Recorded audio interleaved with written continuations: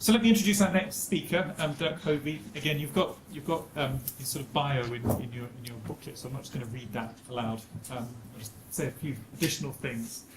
Much of Dirk's research is focused on computational social science, really, I think, and it's fair to say that he's sought ways of integrating methods and approaching from sociolinguistics into natural language processing. He also has an abiding interest in the ethics of language-based technology and was instrumental in establishing the workshop on ethics in natural language processing that's provided such a useful forum for considering topics such as bias in NLP systems and the way certain groups are included or excluded. He's also discussed the availability of vast corpora of text-based communications that can be extracted from social media platforms, and again, that's a topic I think that will come up this afternoon in various ways. And he's developed techniques for ensuring that information about syntactic variation in such data can be analysed too. There's often a lot of focus on phonological variation or lexical variation, because with the constraints on, say, a tweet, you tend not to get as much syntax as you do sort of lexical variation. But by looking at corpora of certain kinds, you can focus on syntax even while using these sorts of new data sources, if you like.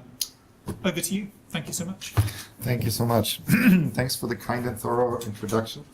It's always nice if people say back to you what you've all done, and you're like, oh wow, this person really thought about this. All right, I am fully conscious that all that's standing between you and your well-deserved lunch break is my talk, so I will try and be brief and concise, as I'm wont to do. So when I was invited, I was very excited because the interaction between language or demographic factors in general and language and the machine learning tools we use to process language, that's one of the things that most interest me. My background is in sociolinguistics, and at some point I really got interested in saying, well, how does individual language, how we portray ourselves through language gel with the tools that we use, with the statistical models we have that now drive AI? So oftentimes, Marcus said earlier, people in AI often don't like the term AI as much. I sometimes like to poke people a little bit and say, replace AI with matrix multiplication, and then it doesn't sound as interesting, but it's actually more accurate. So how would something as straightforward and mathematical and potentially boring as matrix multiplication be influenced by how people speak? So what do I mean by how people speak? So I said earlier, I am excited to be here, and I also wrote that on Twitter. And I do mean that, but it also illustrates a point, right? I can consciously choose to say that. I could have also said this, I'm so pumped to be here, which is a different way of expressing it, but it conveys a different message about who I am, right? I'm much less of a bluish person, I'm more of a aqua teal kind of person. Actually, sorry, this is aqua, this is, what is this? The other one.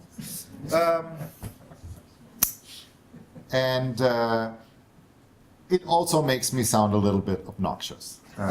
So that's why I didn't choose that.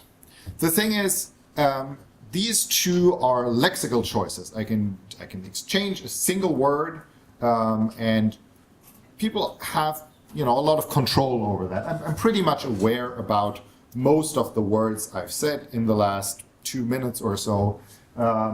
Some of the small words like and is and of, I'm maybe not as aware, but the other ones, the big ones, right, the content words, I kind of know, and I consciously choose what I say, hopefully, mostly. That's not what I want to talk about today. So today I want to talk about the other choices, all these things that we do in order to convey meaning to other people, that we have to do. If I speak English, I have to adhere to certain rules, grammatical rules. And that doesn't allow me to shift my personality and portray who I am. Am I a teal person or an aqua person or a pink person or a yellow person, right? there are things that I'm not aware of. So there's this subconscious level of language. So I was trained as a linguist, and I think some people in here were too, but it's maybe not too much of a stretch to say that I very rarely think about my syntax. Other people might, but I think it's not that common. And maybe that's a good thing. To some extent, this is also an interesting thing. Well, actually not to some extent, this is the whole point of this talk. We are not aware of our syntax, right? We have to abide by certain rules in order to form a grammatically correct and acceptable and understandable sentence. Sometimes when I do switch things up, the meaning changes, so I can't do that. But this also means this allows us to sort of do a deep dive into what differences exist in the portrayed demographics of people. So I can portray myself as middle-aged white males, college-educated, by certain word choices. I have much less agency, or maybe no agency, over how I portray myself through syntactic constructions, right? But this is sort of the giveaway. This is the fingerprint. This is the DNA that we can trace people back. And in fact, if you do speaker identification for like ransom letters or people who write op-eds in the New York Times, then the syntax, the things that people don't have control over, are a much better indicator than their conscious choices, because there they can, choose not to reveal things. So yeah, here we can switch back and forth. What does that have to do with AI? All right, so as Heather said, machines are trained on corpora, and these corpora reflect people, and people are horrible, or I'm paraphrasing badly here. It's a take-home message of my talk. Yeah, people are horrible. So if we have a natural language processing system, the way it works is we stick in data, which in our case of natural language processing is language. Now, I just said one slide before that language carries all this demographic information. So if I give a machine a certain sample of language, then I have implicitly given this machine also a certain demographic sample, right? And if my certain demographic sample looks like this, then my system will learn whatever I teach it, identify the sentiment of this sentence, or identify the syntactic structure of this sentence, but it will also pick up on demographic signals, and it will kind of make this assumption that this is how language looks like, this is what language sounds like, this is how it works. And imagine if you grew up in a small village somewhere, you would be used to language sounding a certain way. First time you go to the big city or somewhere else, you're like, whoa, what do these people say? And that's exactly what we're finding, right? So I'm anthropomorphizing my NLP systems a little bit here, just a smidge. But this is something that happens. You can express this by saying, well, there's an objective function, and by sort of, relying on confound as features, the system, can better match the objective function. But what it comes out to is, if somebody who doesn't look like my training data comes, the computer is completely dumbfounded and says like, who, what? I don't understand you. And yes, this choice of like example demographics is not entirely random. So we have done some work before on showing that there is a profound effect on this sample bias with people who are below a certain age, because all of our corpora, most of our corpora came from the 80s and 90s. And so if you're under 35 today, then our systems oftentimes out of the box work worse for you than for people who are now over 45, because their language is more similar to what people said in the 80s and 90s, which incidentally also was the linguistic formative period and heyday of the people who are now over 45. So what that means is there's a lot of demographic dimensions, right? And this is a very simple cartoon where I'm just collapsing, you know, age, gender, ethnicity, educational background, everything into one curve. And the systems that we run on this work well for exactly this part. Oops. And this part looks, well, it roughly looks and sounds like me. Middle-aged, white, college-educated, male, kind of standard American English, right? If you're in this group, congratulations, NLP might be right for you.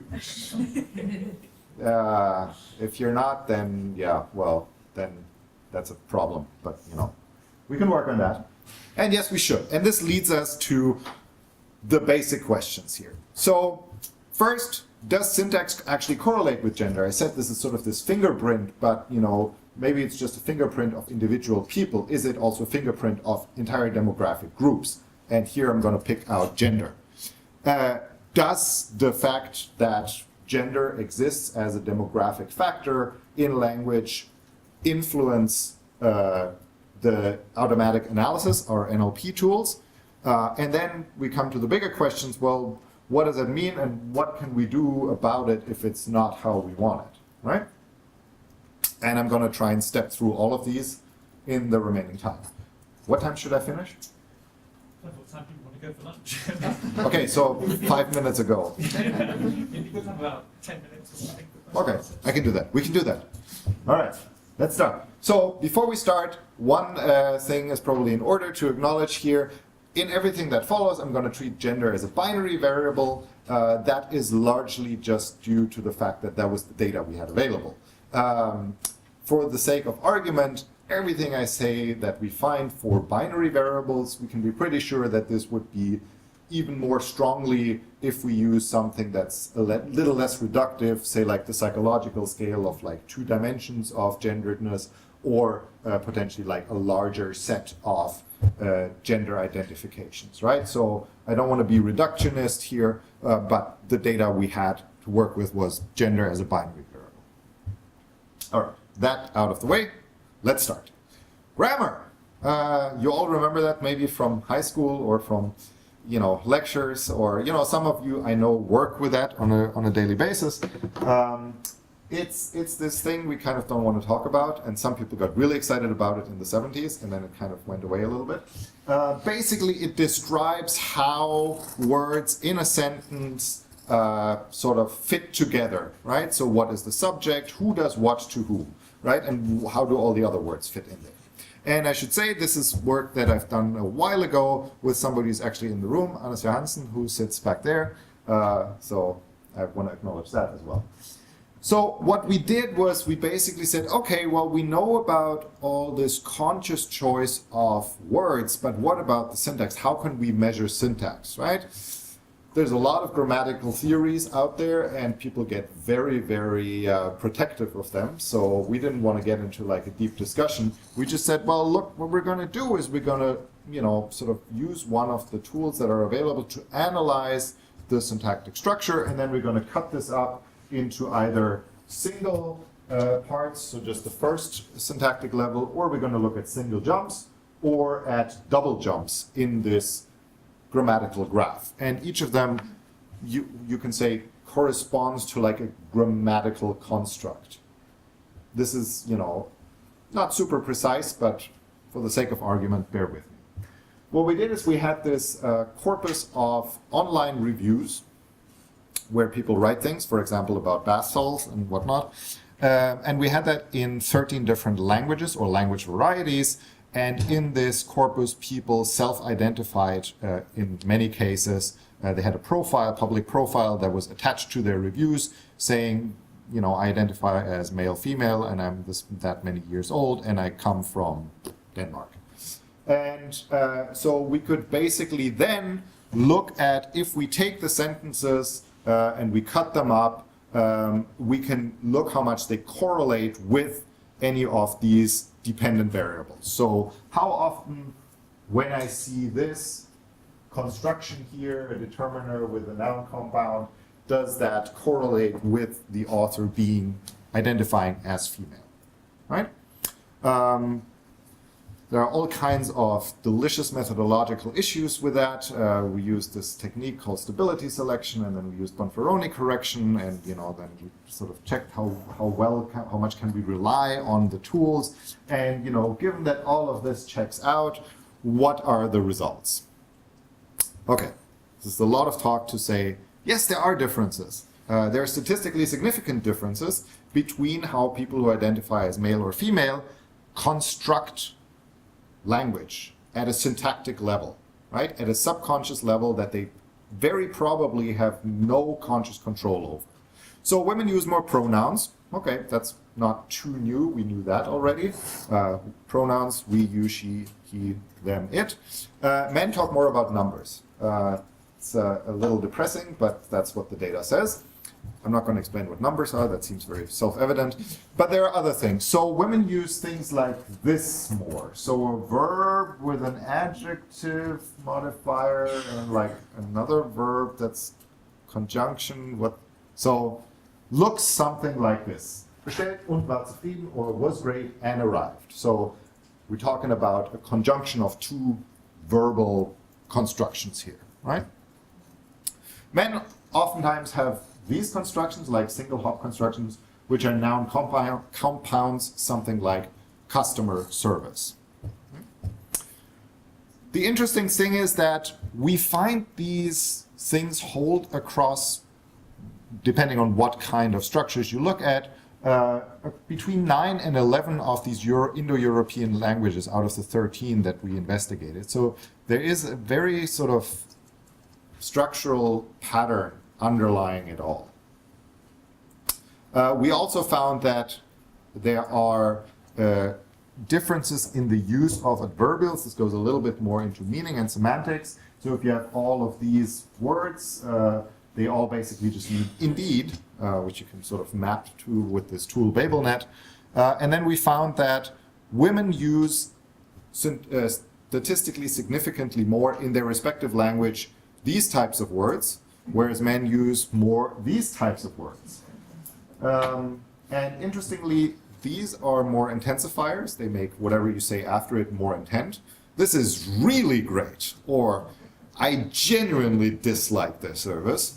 Whereas just almost still, however, in whatever language is kind of, it's a downtoner. And we showed this to sociolinguists, and they got very excited, medium excited, and I said, oh, this is actually not the most exciting thing ever. And they said, oh, this is actually very interesting because, this is quite the opposite of what you would expect. And this could be something because it's reviews and men are less excited about the things they order online, or, you can come up with a number of sort of explanations, something we, couldn't discern from the data. So there you would have to do a more qualitative analysis. And again, this holds across a number of languages. So, okay, we started out and we said, gender, among other things, is probably reflected in language. Does it affect something as subconscious as syntax? And now we can say, yes, it does. And it does seem to do so very consistently. But so what does that mean, right? Why should we care? I mean, it's interesting, yes, and we've hopefully all learned something a little bit, but this is about AI. Well, turns out analyzing the syntax of a sentence is a very, very central step in a lot of AI tools that you and I have used since we've gotten up. So if you happen to use search or machine translation or anything on your phone or computer, one of the steps involved is to look at the syntactic structure, and many of the big AI labs have groups that specifically work on syntax and the analysis of it called parsing. Many of these tools are trained on something which is called the Wall Street Journal, or the Penn Treebank corpus, which is based on the Wall Street Journal, which is, well, the Wall Street Journal. In a recent paper that just got accepted like 2 days ago, so I was really glad that happened just in time, we did a study of the gender of the authors. So we looked at the authors, and if they were sort of gender identifiable by first name, we went with that, and we found that about 2/3 of the authors actually are male. So we have a corpus that is the standard corpus for all the tools that we use in like one of the most fundamental steps of all of AI analysis, and this is highly imbalanced between genders. And I've just told you that, you know, syntax reflects gender. So if we put all of this together, we should go like, huh? And that's exactly what we did. So then we said, well, what does that mean? What would happen if it wasn't so imbalanced? What if it was, you know, completely balanced between genders, or completely male or completely female? And what's the effect on the analysis of parts of speech, noun, verb, adjective, adverb, and the syntactic structure?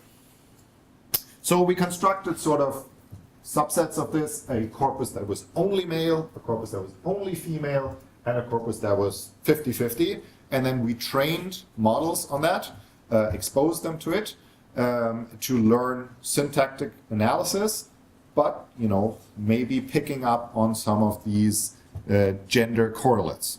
And what we find is if we have a male-only corpus, that's really good for part of speech tagging for men. If we have a female-only corpus, that's actually good for everybody. Like, nobody really is disadvantaged. And if we have a balanced data, that's actually very good for women. So the test data being only men, only women, or everybody is the test here. The same holds for parsing. If we train on a male-only corpus, that works really well for male test data. If we have female-only, then it works well for women. And if we have balanced data, that also works well for women. So this is not a, you know, super clean pattern, but it's very interesting because remember what we had originally was an extremely skewed corpus that's most closely to this thing, which basically means men kind of lucked out in the fact that the original training data for all of the tools we use these days was so heavily male-dominated, right? It also means that how women write is more diverse. It's less gendered, maybe, it's less indicative, or it's less biased. So it actually allows a model that is trained on data that was written only by women also works for men, right? It doesn't just work for women. Whereas a model trained only on men only works for men. And this also means that maybe male syntax is more specialized, more brittle. There is, I think this came up earlier, Marcus mentioned this, there is sort of a social norming that, you know, women should be in their language less extreme, should be sort of more within the accepted norms, and this might be a reflection in here. So there's a lot of like juicy, interesting linguistic, sociological analysis to be done on this, but I'm very glad that we have this result out there, and we also are releasing the corpus, which has both syntax and gender in there, so people can run more experiments. It's gonna be presented at the ACL conference soon in Florence. So balancing corpora is good, and that could be a help for other things. There's research out there that showed that if you do coreference, what does a pronoun like he, she, it refer back to? These corpora are highly biased by the training data finding. If you talk about surgeons, the system only thinks they're, you know, neutral or male. If you say this surgeon couldn't operate on her patient, the system says like, who is this her? Like, clearly not the surgeon, because, you know, it must be somebody else. So there, that could help rebalancing, like avoiding these biases. The same could help in machine translation. If you translate from Turkish, a language that doesn't mark the gender of pronouns, it's all just O, or it's actually completely left out. If I write something like somebody is a doctor, somebody is a nurse, Google Translate will happily fill in the blanks and say, ah, doctor, that must be a man. Nurse must be a woman, right? And this brings us into this sort of ethical territory, the distinction between like descriptively and normatively correct or wrong. So this is both descriptively wrong because, well, we don't know what this person meant, right? Like maybe they were talking about a female doctor or a male nurse. but it's also normatively wrong, right? We don't want a translation system to tell us who can be a doctor or a nurse, right? So changing the data composition with respect to gender or other demographic factors, we found the same effect holds for age and for ethnicity and other things. That could be a good first step, right? So we could go to like a much more diverse set of training examples with respect to a lot of demographic factors. Which demographic factors? Well, let's start with the ones we know affect our systems and then, move forward from there. The problem is we don't know yet everything. So this is ongoing. But this is kind of only addressing the symptoms. The other problem is that, well, language is complicated, right? And language keeps changing. We don't know what all influences language and how it's spoken. Maybe there is an effect of like-handedness, whether you're left or right-handed is reflected in your language, and we just haven't looked at it yet, right? So maybe then we need to account for that. So do we then need to go back and like rebalance all of our corpora for like-handedness? How do we find out what the handedness of the writers were if it's like 20 years ago? So it gets complicated. And also, people today don't speak anymore like people did 50 years ago because internet, right? It just, language keeps changing. So simply relying on a fixed corpus won't get us anywhere. What we need to do is put these things into the models themselves. And there's a lot of actually encouraging work that's come out. I've done some work myself. I wasn't involved in this paper, which came out last year, which I really liked, where they essentially said, we want a model that can analyze the syntax of a sentence and that can actively predict age and gender and whatever other demographic factors we want, but we want it to be extremely bad at predicting these things. We actually encourage it to make mistakes on predicting these things. And so essentially what that does is it forces the model to focus on the signal in the language that is correlated with syntax, but that has nothing to do with the other things. And this has two effects. One is it actually results in a better performance on the thing we're interested in, for example, syntactic analysis, but it protects the privacy of the speakers. And it basically accepts every speaker as they are, and it focuses on the thing we're interested in rather than on who is talking. So, I think I kind of very nearly almost made that 10-minute thing. I talked about a couple of things.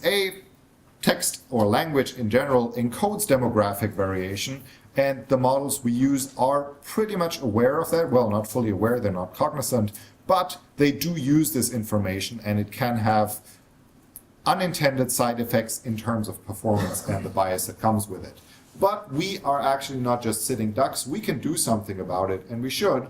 One is we can pay more attention to how we compose our corpora. This is something we could have learned from social science, but we don't talk to those people, so would we?